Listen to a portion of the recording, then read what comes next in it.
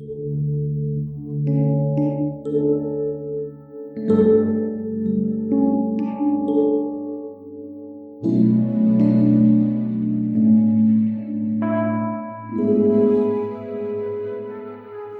pagi saudara-saudara yang dikasihi Tuhan. Kita jumpa lagi dalam renungan pagi GPD Bethesda Makassar. Pagi ini saya akan baca dari buku Ratapan pasal 3 ayat 22 hingga 24. Firman Tuhan berkata sebagai berikut. Tak berkesudahan kasih setia Tuhan, tak habis-habisnya rahmat-Nya. Selalu baru tiap pagi, besar kesetiaan-Mu.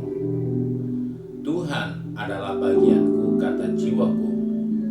Oleh sebab itu, aku berharap kepada-Nya. Puji Tuhan, kita menjumpai suatu ungkapan isi hati dari seorang nabi yang banyak mengalami hal-hal yang tidak nyaman. Dia dibenci keluarganya, dia dibenci orang sekampungnya, bahkan sebangsanya membenci dia. Sebagai seorang nabi, dia menemukan di tengah beratnya pergumulan, masalah yang dia hadapi, ternyata dia menemukan sesuatu yang baik untuk kita juga mengalami dalam kehidupan ini serta menyadarinya.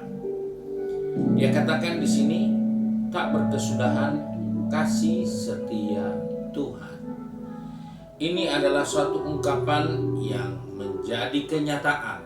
Karena itu, waktu yang telah dia lewati merupakan sejarah bagi pribadinya bahwa kasih setia Tuhan tak pernah habis-habis rahmat-Nya.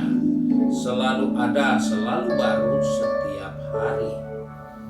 Itu adalah suatu pengalaman sehingga itu menjadi sejarah, menjadi suatu kisah yang real, nyata, dialami oleh Nabi Yeremia. Sehingga disinilah kita menemukan suatu sikap yang jelas bahwa kita harus optimis untuk menghadapi hari-hari yang masih ada di depan kita, yang tentunya masih panjang. Kita baru mengawali tahun 2023. Belum 10 hari kita ada di hari ini. Kita akan melewati 300 sekian puluh hari lagi di tahun ini. Sebab itu kita diingatkan bahwa ternyata kasih setia Tuhan itu tidak berkesudahan, tidak pernah habis, dan selalu baru, selalu diupdate setiap hari. Nah, yang menjadi persoalan seringkali kita senang untuk terus bertahan dalam keadaan yang tidak nyaman, sehingga kita merasa kalau ada orang yang lupa dan tidak menyadari, kita rasa orang itu tidak sehat, tidak wajar. Satu contoh perjalanan Yesus menjumpai kedua orang muridnya, Kleopas dan seorang sahabatnya. Dalam perjalanan itu Yesus bertanya, apa yang kamu bicarakan sepanjang jalan? Kok begitu viral? Dan Kleopas dan kawannya bertanya, kau orang asingkah untuk di Yerusalem? Kau tidak tahu peristiwa yang baru saja terjadi? Itu adalah satu ungkapan di mana murid-murid Yesus, termasuk Kleopas dan kawannya, adalah orang yang tidak menyadari bahwa setiap hari rahmat Tuhan baru. Kemurahan Tuhan buat mereka itu baru, tapi mereka simpan peristiwa pahit itu, mereka simpan pengalaman buruk itu sebagai sejarah dan memegang kepastian bahwa kasihan, kita punya pemimpin namanya Yesus, ternyata dia tidak bisa buat perlawanan sedikit pun. Ketika dia ditangkap, dia dicambuk, dianiaya, bahkan dibawa sampai ke salib, berdaya, tidak bisa melawan sedikit pun, dan dia dikubur. Itulah pengalaman yang masih terngiang-ngiang di kepala mereka.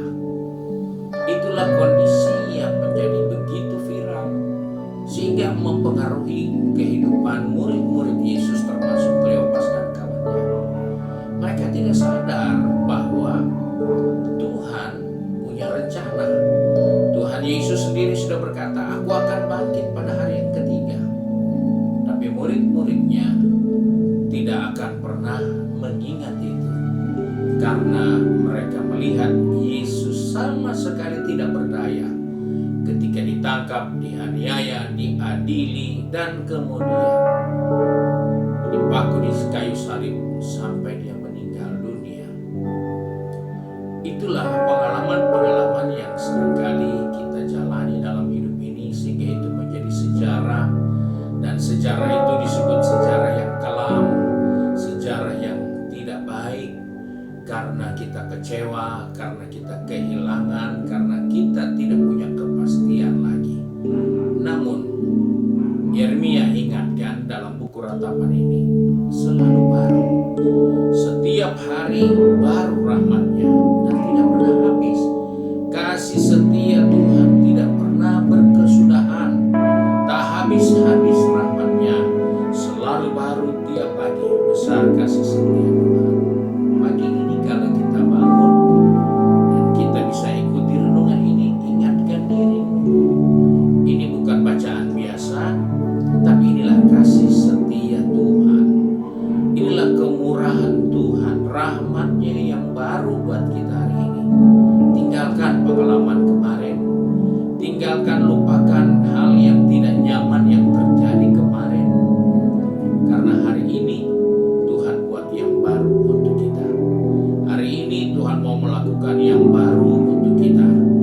Dia mau melakukan sesuatu yang besar untuk kita, namun kita seringkali tidak bisa menerimanya karena tangan kita penuh dengan pengalaman pahit masa lalu. Buang dan terimalah yang baru hari ini, supaya kita bisa menghadapi hari ini dan hari-hari yang datang, yang walaupun orang katakan masih tanda tanya atau misterius, tetapi Tuhan selalu pasti memberikan kasih setia-Nya, rahmat-Nya yang tidak pernah habis buat kehidupan ini. Terimalah berkat Tuhan pagi hari ini dengan sukacita, karena tidak pernah habis, tidak berkesudahan kasih setia-Nya bagi orang yang berharap kepadanya. Ayat 25 katakan, Tuhan adalah baik bagi orang yang berharap kepadanya, bagi jiwa yang mencari Dia.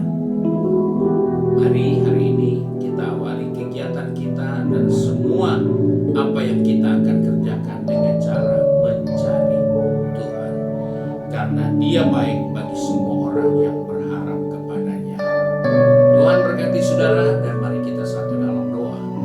Kembali kami datang kepada Bapa di surga dengan mengucap syukur, karena firman-Mu mengingatkan kepada kami, apapun yang sudah kami jalani kemarin, minggu yang lalu, tahun yang lalu, itu dirubah oleh kasih setia Tuhan, oleh rahmat Tuhan yang selalu baru atas kehidupan kami. Tuhan tolong kami supaya kami diingatkan, kami memperhatikan bahwa setiap hari Tuhan menyediakan yang baru dengan kasih setia yang tidak berkesudahan bagi kehidupan ini. Bapa, tolong anak-anak-Mu yang sudah pergi bekerja, sudah di tempat bisnis maupun di kampus, dan juga sudah sibuk dengan kegiatan di rumah setiap hari. Ingatkan kepada kami bahwa jika kami bangun pagi hari, sudah tersedia rahmat-Nya, sudah tersedia kasih setia-Nya, dan Tuhan itu baik bagi orang yang berharap kepadanya. Ingatkan kami untuk selalu mencari Engkau, supaya kami menikmati yang baru setiap hari. Terima kasih Bapa untuk berkat-Mu pagi hari ini. Sebab itu kami bersyukur dan berdoa di dalam nama Tuhan Yesus Kristus. Haleluya. Amin. Puji Tuhan, Tuhan Yesus memberkati kita dan selamat pagi.